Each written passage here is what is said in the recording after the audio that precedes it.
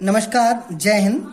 मैं अमरपाल सैनी आज एक बार फिर हाजिर हूँ हमारा नया विषय लेकर, एक नई कक्षा लेकर।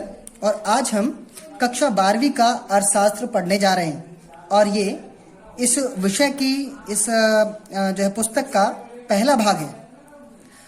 अब चलें हम आगे पढ़ें अपना विषय अर्थशास्त्र यानी इकोनॉमिक्स, कक्षा 12वीं। कक्षा 12वीं में हम अपने विषय को पढ़ने से पहले ये जरूर समझ लें कि हमें कक्षा 12वीं में अपने सिलेबस में, अपने पाठ्यक्रम में क्या और कितना पढ़ना है।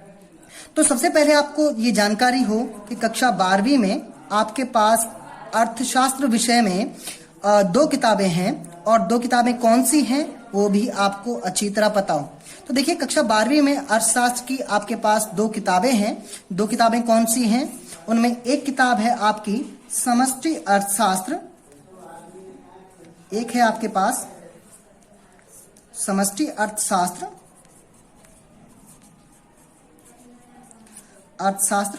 और दूसरी जो किताब आपके पास है वो है भारतीय अर्थव्यवस्था का विकास। भारतीय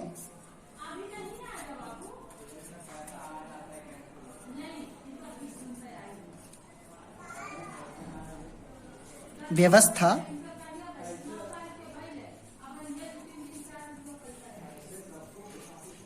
का विकास। दोनों किताबें हमारे पास जो कक्षा 12वीं में हैं, हमारे पाठ्यक्रम में पहली समष्टि अर्थशास्त्र और दूसरी भारतीय अर्थव्यवस्था का विकास। इन दोनों किताबों में हम क्या पढ़ने वाले हैं, क्या समझने वाले हैं, समझते चलें। और यहाँ देखें, कक्षा 11वीं में आपने जो पढ़ा विस्तार से व्यष्टि अर्थशास्त्र और समष्टि अर्थशास्त्र के बारे में। हम जब 12वीं में अर्थशास्त्र पढ़ रहे हैं तो इन चीजों को एक बार फिर समझते चलें कि व्यष्टि और समष्टि अर्थशास्त्र क्या है तथा अर्थशास्त्र की परिभाषा क्या है। सबसे पहले हम बात करें अर्थशास्त्र की, तो आप पहले ही पढ़ चुके हैं कक्षा 12वीं में, और यहाँ एक बार फिर समझ लें कि अर्थशास्त्र क्या है, अर्थशास्त्र की परिभाषा क्या है, इससे आशय क्या है, अभिप्राय क्या है, यानी कि कुल मिलाकर अर्थशास्त्र किसे कहते हैं। अर्थशास्त्र की परिभाषा आप जो है पहले भी जानते हैं और फिर समझ लें क्या है अर्थशास्त्र। वैकल्पिक प्रयोग वाले दुर्लभ संसाधनों के साथ मानवीय व्यवहार का अध्ययन ही अर्थशास्त्र की मूल विषय वस्तु है, मूल बिंदु है। या फिर ये कह लें कि अर्थशास्त्र वह शास्त्र है जिसमें हम वैकल्पिक प्रयोग वाले दुर्लभ संसाधनों के साथ मानवीय व्यवहार का अध्ययन करते हैं।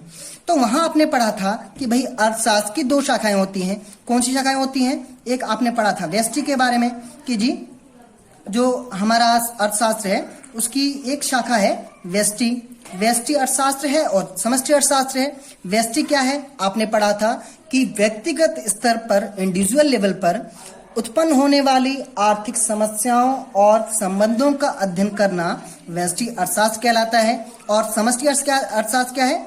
किसी भी अर्थव्यवस्था की सभी आर्थिक समस्याओं को, सभी आर्थिक संबंधों को एक इकाई मानकर एकल स्तर पर अध्ययन करना क्या कहलाता है? समष्टि अर्थशास्त्र।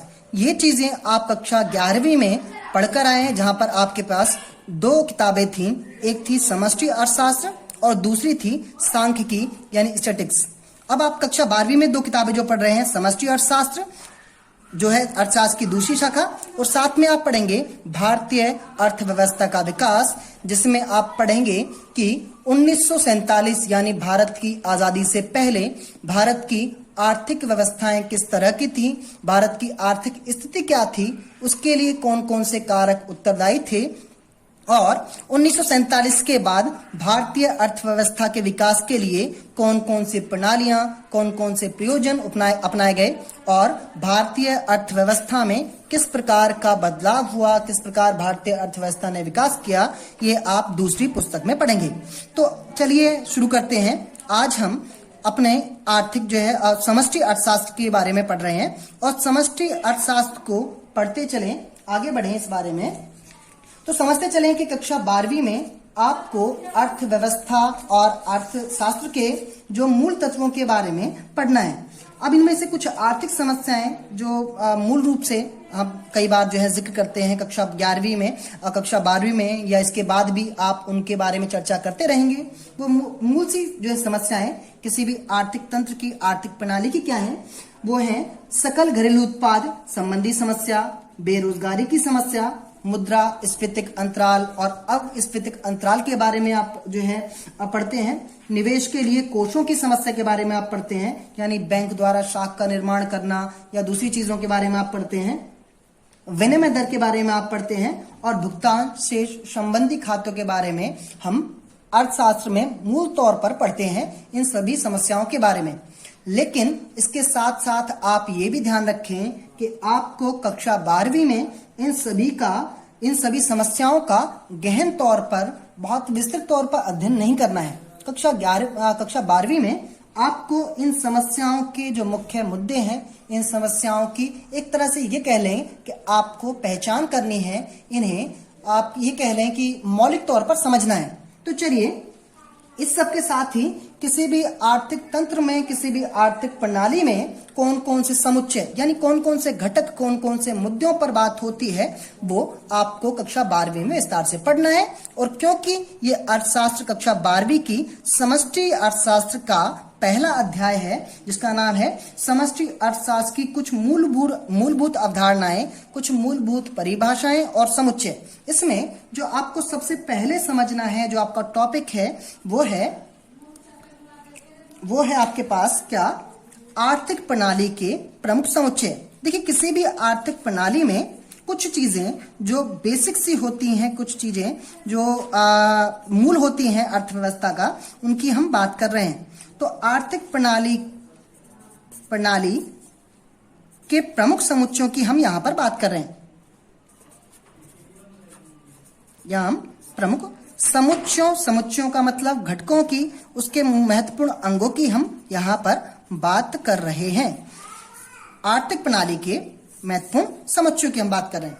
अब कौन कौन से प्रमुख जो है समुच्चय हैं अर्थशास्त्र के, उन्हें साथ साथ समझते भी चले और उनकी परिभाषाओं को आप याद भी करते चलें। तो देखिए, किसी भी आर्थिक प्रणाली में प्रमुख समुच्चय के रूप में जो चीजें ली जाती हैं वो कौन कौन सी हैं। सबसे पहले आप बात करें समग्र मांग की।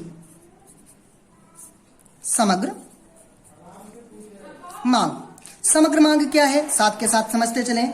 समग्र मांग क्या है, एक निश्चित समय अवधि में या फिर एक लेखा वर्ष की अवधि के दौरान किसी भी अर्थव्यवस्था में सभी वस्तुओं और सेवाओं पर किया गया कुल व्यय समग्र मांग कहलाता है। या फिर आप इसे इस तरह भी समझें कि किसी भी अर्थव्यवस्था में एक लेखा वर्ष की अवधि के दौरान, एक निश्चित समय अवधि के दौरान सभी वस्तुओं और सेवाओं की गई मांग को हम क्या कहते हैं, समग्र मांग कहते हैं। फिर आप दूसरी जो चीज समझते चलें समग्र मांग के बाद, वो है समग्र पूर्ति।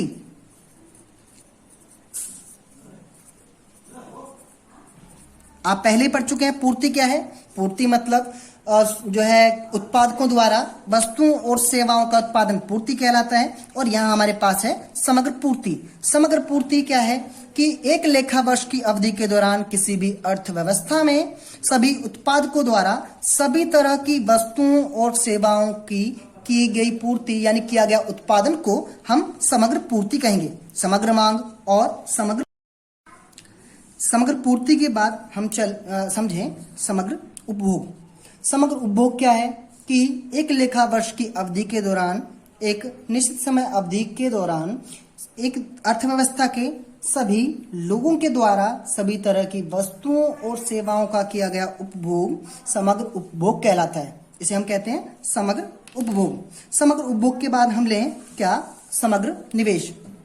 समग्र निवेश की परिभाषा इस तौर पर ली जाती है कि एक निश्चित समय अवधि के दौरान यानी कि एक लेखा वर्ष की अवधि के दौरान सभी उत्पादकों द्वारा अपनी जो स्थिर परिसंपत्तियां हैं उनके स्टॉक में की गई वृद्धि को समग्र निवेश किया जाता है। एक लेखा वर्ष की अवधि के दौरान, एक निश्चित समय अवधि के दौरान सभी उत्पादकों द्वारा अपनी स्थिर परिसंपत्तियों के स्टॉक में की गई वृद्धि को हम समग्र निवेश के तौर पर लेते हैं, समग्र निवेश। उसके बाद आप लें घरेलू आय। घरेलू आय क्या है कि एक लेखा वर्ष की अवधि के दौरान एक देश की घरेलू सीमाओं में किए गए वस्तुओं और सेवाओं के उत्पादन को हम घरेलू आय कहते हैं, घरेलू आय के नाम से जानते हैं, या घरेलू उत्पाद भी आप इसे कह सकते हैं। घरेलू आय या घरेलू उत्पाद के बाद आप लें किस तौर पर, एक अगली जो समुच्चय सबसे प्रमुख है वो है सामान्य कीमत स्तर। सामान्य कीमत स्तर। सामान्य कीमत स्तर क्या है कि एक निश्चित समय अवधि में, या फिर कहें कि एक निश्चित समय अवधि के अंत तक कि सभी तरह की वस्तुओं और सेवाओं के कीमतों का एक सामान्य स्तर सामान्य कीमत स्तर कहलाता है।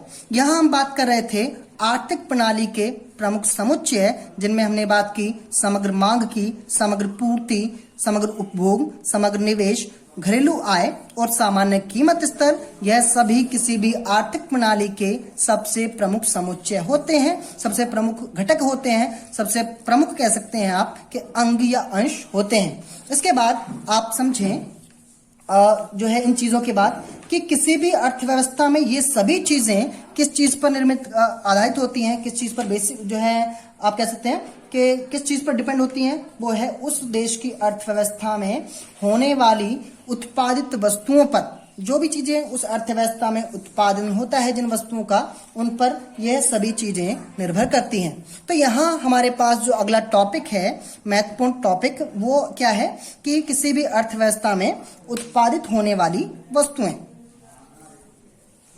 अर्थव्यवस्था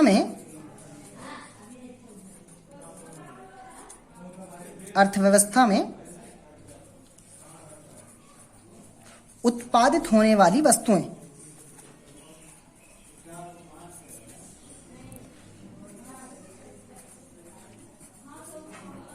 होने वाली वस्तुएं।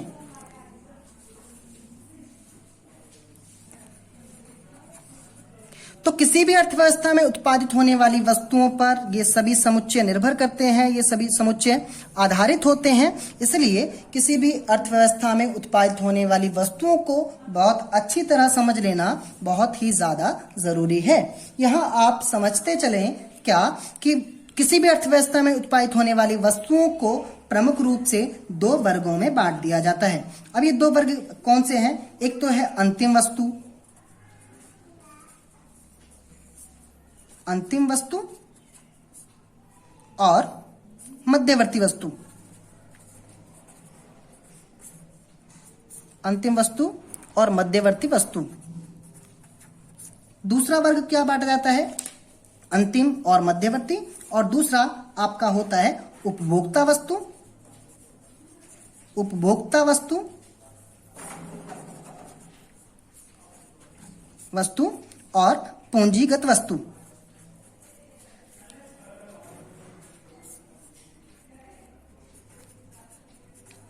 इस तरह हम किसी भी अर्थव्यवस्था में उत्पादित होने वाली सभी वस्तुओं को दो वर्गों में बांट देते हैं, अंतिम वस्तु और मध्यवर्ती वस्तु। दूसरा वर्ग उपभोक्ता वस्तु और पूंजीगत वस्तु। यहां हमें इन चारों चीजों को, क्या है ये चीजें और किस आधार पर इन जो है वस्तुओं को बांटा गया, उन्हें समझ लेना बहुत जरूरी है। तो चलिए समझते हैं सभी चीजों को एक एक करके। सबसे पहले हम बात करें अंतिम वस्तु की। अंतिम वस्तुओं की हम सबसे पहले बात करें।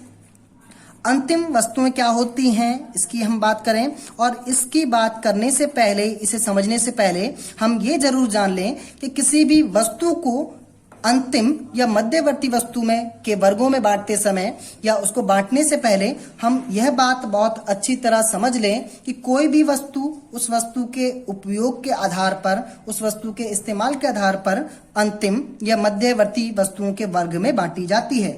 अंतिम वस्तु वह कोई भी वस्तु कहलाती है जिसे जो उत्पादन प्रक्रिया का क्षेत्र है या उत्पादन सीमा क्षेत्र है, उससे वो वस्तु बाहर आ चुकी है, और जिस वस्तु का अंतिम इस्तेमाल किया जाता है, जिस वस्तु को अंतिम रूप में उपयोग किया जा रहा है, उन सभी वस्तुओं को हम अंतिम वस्तु कहते हैं। बहुत ही संक्षिप्त तौर पर आप ये समझें कि अंतिम वस्तुओं को भी हम दो वर्गों में बांट सकते हैं। किस तरह? पहली तो होती है अंतिम उपभोक्ता वस्तु, एक होती है अंतिम उपभोक्ता वस्तु,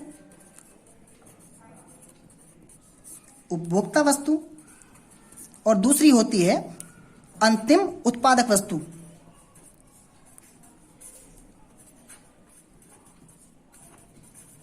अंतिम उत्पादक वस्तु। अब अंतिम उपभोक्ता वस्तु और उत्पादक वस्तुओं को बहुत ही छोटा सा इसमें अंतर है। देखिए, अंतिम वस्तु तो हर एक वस्तु है कि जो उत्पादन क्षेत्र की सीमाओं को पार कर चुकी है, उससे बाहर आ चुकी है और उसका अंतिम रूप में उपयोग हो रहा है। लेकिन जब हमने इसे बात की कि अंतिम उपभोक्ता वस्तु और अंतिम उत्पादक वस्तुओं को किस तरह से इसमें दोनों में अंतर करें, तो अंतर इसमें इस आधार पर करें कि अंतिम उपभोक्ता वस्तु वह कोई भी वस्तु है कि जो कि एक उपभोक्ता के द्वारा उपयोग में लाई जा रही है और वो वस्तु अपने अंतिम उपयोग की स्थिति में है। जैसे उदाहरण के तौर पर ले लें, अगर कोई उपभोक्ता, कोई परिवार क्षेत्र का उपभोक्ता अगर दूध का, ब्रेड का, सब्जियों का, फलों का उपयोग करता है तो वहां वह वस्तुएं अंतिम उपभोक्ता वस्तु हैं। और यहां हम बात करें, यदि कोई उत्पादक किसी वस्तु को अंतिम रूप में उपयोग कर रहा है तो वो वस्तु अंतिम उत्पादक वस्तु कहलाएगी। अंतिम उपभोक्ता वस्तु और अंतिम उत्पादक वस्तु ये हमारी हैं अंतिम वस्तुएं जो कि अंतिम उपयोग की स्थिति में है और उत्पादन क्षेत्र सीमाओं से बाहर आ चुकी हैं। दूसरा हम जो बात समझें वो है मध्यवर्ती वस्तु। मध्यवर्ती वस्तु की हम बात कर रहे हैं। मध्यवर्ती वस्तु, मध्यवर्ती और अंतिम वस्तुओं में अंतर करते समय हम ये जरूर समझ लें कि भाई अंतर क्या है इन दोनों में, मध्यवर्ती वस्तु में और अंतिम वस्तु में। जैसे कि हमने बात की थी कि अंतिम वस्तुएं वे वस्तुएं जिनका अंतिम उपयोग हो रहा है, जो आखिरी बार इस्तेमाल की जा रही हैं, उन्हें हम अंतिम वस्तु कहेंगे। और मध्यवर्ती वस्तु हम उन वस्तुओं को कहेंगे कि जो अभी उत्पादन क्षेत्र सीमाओं के अंदर हैं, जो वस्तुएं किसी अन्य वस्तु का उत्पादन करने के लिए, किसी अन्य वस्तु को बनाने के लिए इस्तेमाल की जा रही हैं, उन सभी वस्तुओं को हम मध्यवर्ती वस्तु कहते हैं। अंतिम वस्तु और मध्यवर्ती वस्तु दोनों की तुलनात्मक तौर पर आप समझ लें दोनों चीजों को। अंतिम वस्तु क्या है? कोई भी ऐसी वस्तु जो उत्पादन क्षेत्र सीमाओं से बाहर आ चुकी है, उन्हें पार कर चुकी है। मध्यवर्ती वस्तु क्या है? ऐसी वस्तुएं जो अभी उत्पादन क्षेत्र सीमाओं में हैं। दूसरी बात करें अंतिम वस्तु, जिसका अंतिम उपयोग हो रहा है वो अंतिम वस्तु है। मध्यवर्ती वस्तु के जिसका अंतिम उपयोग नहीं हो रहा है, उसके बाद भी उसका उपयोग हो सकता है। अंतिम वस्तु यहां ध्यान कर लें कि अंतिम वस्तु क्या, कि जो वस्तु अंतिम अवस्था में है, और मध्यवर्ती वस्तु जो आगे भी रूप परिवर्तित कर सकती है। तो यहां हमने बात की विस्तार से अंतिम वस्तु और मध्यवर्ती वस्तु। यहां इन दोनों को समझते समय आप एक बात और समझ लें कि कोई भी वस्तु अंतिम या मध्यवर्ती वस्तु हो सकती है। आप उदाहरण के तौर पर मैं एक चीज लूं, जैसे हमने लिया दूध की बात की, दूध की बात करें या हम कार की बात करें या हम किसी अन्य वस्तु की बात करें, तो ये जो वस्तुएं हैं वो अंतिम हैं या मध्यवर्ती हैं, ये जो है तय होगा किस आधार पर? उस वस्तु के उपयोग के आधार पर। लेकिन एक ही वस्तु अंतिम भी हो सकती है और मध्यवर्ती भी हो सकती है। अंतिम और मध्यवर्ती वस्तु भी हो सकती है। दूध या कार की बात कर लें, अब देखिए कैसे हो सकती है। सबसे पहले हम बात करें दूध की, तो देखिए दूध अंतिम भी वस्तु हो सकती है और मध्यवर्ती वस्तु भी हो सकती है। अगर इस दूध का उपयोग किसी उपभोक्ता के द्वारा अपने निजी उपभोग के लिए हो रहा है तो यहां पर दूध कहलाएगा अंतिम वस्तु। और यहां हम बात करें अगर उसी दूध का उपयोग किसी भी चाय वाले के द्वारा जो है चाय बनाने के लिए किया जा रहा है तो वहां पर दूध ही क्या बन जाएगा? मध्यवर्ती वस्तु, क्योंकि यहां इस वस्तु का इस्तेमाल किसी अन्य वस्तु के उत्पादन के लिए हो रहा है। वैसे कार को आप ले लें, अगर कोई व्यक्ति, कोई परिवार क्षेत्र का जो व्यक्ति है, जो उपभोक्ता है, वो कार को अपने अंतिम इस्तेमाल के लिए उपयोग कर रहा है तो वहां वो कार जो है वो क्या हो जाती है? अंतिम वस्तु हो जाती है। लेकिन आगे अगर उसी कार का इस्तेमाल कोई व्यक्ति अपना व्यवसाय चलाने के लिए, ट्रैवल एजेंसी चलाने के लिए कर रहा है तो कार हो जाती है मध्यवर्ती वस्तु। तो आप अच्छी तरह समझ लें अंतिम वस्तु क्या है और मध्यवर्ती वस्तु क्या है। और यहाँ इसके बाद हमने बात की थी कि दो चीजें हमारे पास हैं। क्या? पहली में अंतिम और मध्यवर्ती वस्तु, जिसकी हम चर्चा कर चुके हैं, और हम बात करने वाले हैं उपभोक्ता वस्तु और पूंजीगत वस्तुओं की। तो चलिए हम बात कर रहे हैं उपभोक्ता वस्तु और पूंजीगत वस्तुओं की। तो सबसे पहले हम बात करते हैं किसकी? उपभोक्ता वस्तुओं की। उपभोक्ता वस्तु में हम जो बात करें तो लेकर चलें सबसे पहले हम उपभोक्ता वस्तु को यहां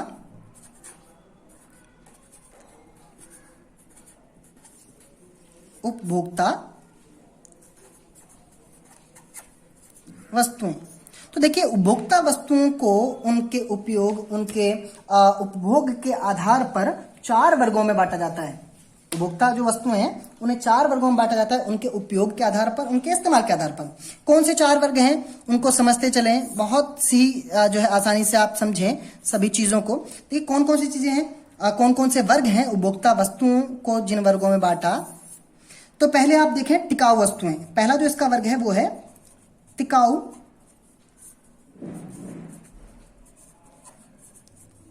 वस्तुएं। उसके बाद अच्छा एक साथ हम समझते चलते हैं टिकाऊ वस्तुएं। टिकाऊ वस्तुएं जो उपभोक्ता वस्तुएं हैं क्या होती हैं? टिकाऊ वस्तुएं ऐसी वस्तुएं होती हैं कि जो अधिक मूल्य जिन पर व्यय करना पड़ता है और साथ ही साथ यह वस्तुएं दीर्घकालिक होती हैं, यानी कि लंबे समय तक इस्तेमाल में लाई जाती हैं, उपयोग में लाई जाती हैं। ऐसी वस्तुओं को हम क्या कहते हैं? इन्हें हम टिकाऊ वस्तु कहते हैं। टिकाऊ वस्तु में जैसे कार हुई, यानी किसी भी तरह का वाहन हुआ, टेलीविजन हुआ, रेडियो, स्कूटर या कोई भी चीजें, क्या वॉशिंग मशीन इत्यादि, ये सभी चीजें क्या है? ये टिकाऊ वस्तु के उदाहरण हैं। उसके बाद आप देखें अगली जो वर्ग हमने बांटा वो है अर्ध टिकाऊ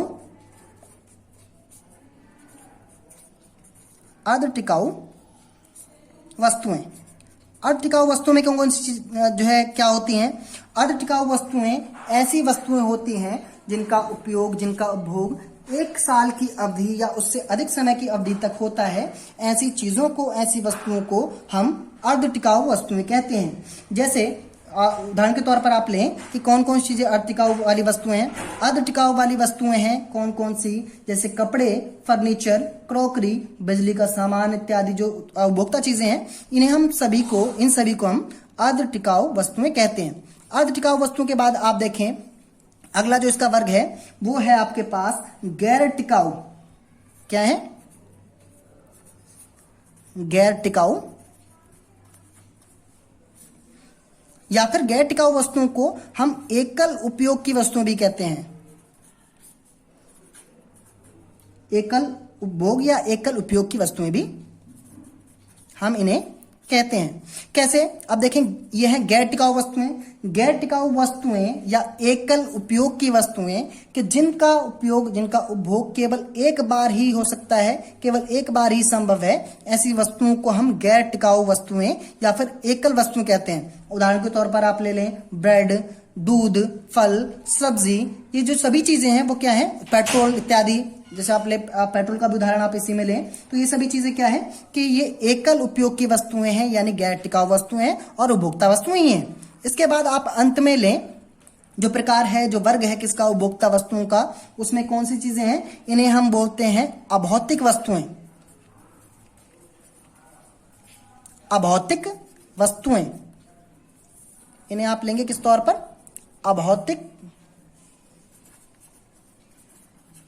अभौतिक वस्तुएं, या इन्हें हम सेवाएं भी कहते हैं। अभौतिक वस्तुएं या सेवाएं। तो क्या है अभौतिक वस्तुएं? जैसा आप जानते ही हैं कि भौतिक और अभौतिक। भौतिक यानी जिनका अपना रंग रूप है, आकार है, जिन्हें आप छू सकते हैं, महसूस कर सकते हैं, वो सभी चीजें क्या है? भौतिक हैं। और यहां हम बात कर रहे हैं अभौतिक वस्तुएं, यानी जिनका रंग रूप, जिनका आकार नहीं है, वो सभी चीजें अभौतिक हैं। यानी कि सभी तरह की सेवाएं, जैसे डॉक्टर की सेवाएं आप जिनका उपयोग आप करते हैं, जिनका आप उपभोग करते हैं, शिक्षक की सेवाओं का आप उपभोग करते हैं, साइंटिस्ट या इस तरह के किसी भी व्यक्ति की सेवाओं का आप उपभोग करते हैं, तो इन्हें हम अभौतिक वस्तुएं या फिर सेवाएं कहते हैं। यहां हम देख लें कि उपभोक्ता वस्तुएं जो हैं क्या है?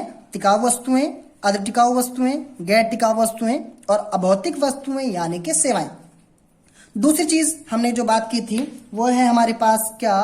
पूंजीगत वस्तुएं। उपभोक्ता वस्तुओं के बाद जो अगली चीज हमारे पास है वो है पूंजीगत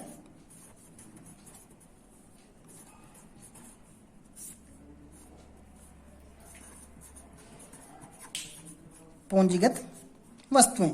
तो पूंजीगत वस्तुओं की बात करते समय हम ध्यान रखें कि एक तो उपभोक्ता वस्तु हो गई जो उपभोक्ताओं के द्वारा उपयोग में लाई जाती हैं, इस्तेमाल की जाती हैं, उन्हें हम क्या कहते हैं? उपभोक्ता वस्तु कहते हैं। और अब हमारे पास है पूंजीगत वस्तुएं।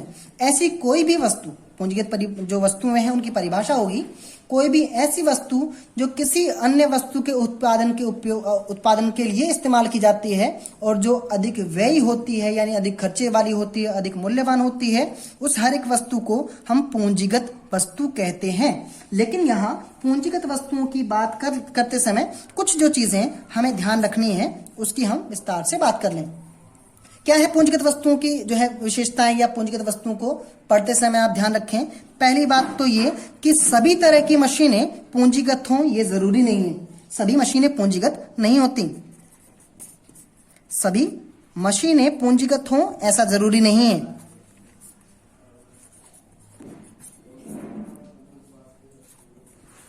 पूंजीगत नहीं होती, पहली बात आप ध्यान रखें। देखिए मशीनें जो हैं, सभी तरह की मशीनें पूंजीगत हों यानी किसी अन्य वस्तु के उत्पादन के काम में ली जाएं ऐसा जरूरी नहीं है। कुछ मशीनें उपभोक्ता वस्तुएं भी होती हैं। जैसे उदाहरण लें, टेलीविजन हुआ, वॉशिंग मशीन हुई, वो मशीन तो है लेकिन वो उपभोक्ता वस्तु हैं, पूंजीगत वस्तु नहीं है।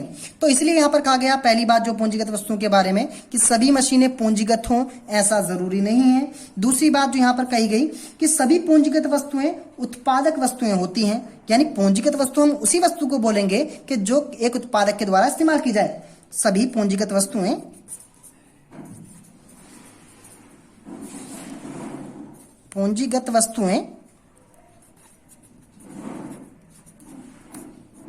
उत्पादक वस्तुएं हैं।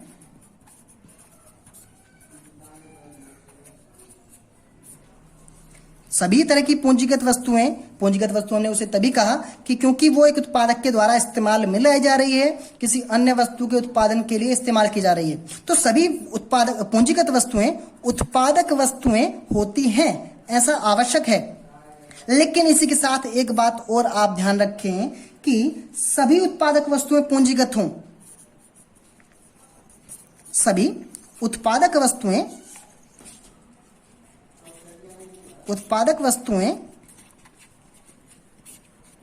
पूंजीगत हों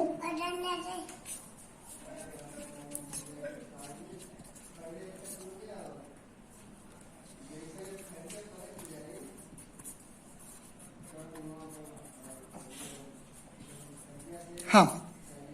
तो यहां आप देखें जो दो बातें हमने याद रखी कि सभी मशीनें पूंजीगत होती हैं, जो है होना आवश्यक नहीं है सभी मशीनों का पूंजीगत, लेकिन सभी पूंजीगत वस्तुएं उत्पादक वस्तुएं होती हैं। जाहिर सी बात है कि पूंजीगत वस्तु तक उसी वस्तु को कहेंगे जो उत्पादक के द्वारा इस्तेमाल में ली जाए, यानी सभी पूंजीगत वस्तुएं उत्पादक वस्तुएं तो हैं, लेकिन सभी उत्पादक वस्तुएं, उत्पादक के द्वारा इस्तेमाल की जाने वाली सभी तरह की वस्तुएं पूंजीगत हों ऐसा अनिवार्य नहीं है, ऐसा जरूरी नहीं है, क्योंकि कुछ उत्पादक वस्तुएं गैर पूंजीगत भी होती हैं। कुछ उत्पादक वस्तुएं गैर पूंजीगत होने का मतलब होता है कि वो वस्तुएं ज्यादा व्यय वाली हों, ज्यादा अधिक खर्चे वाली हों, ऐसा आवश्यक नहीं है, ऐसा जरूरी नहीं है।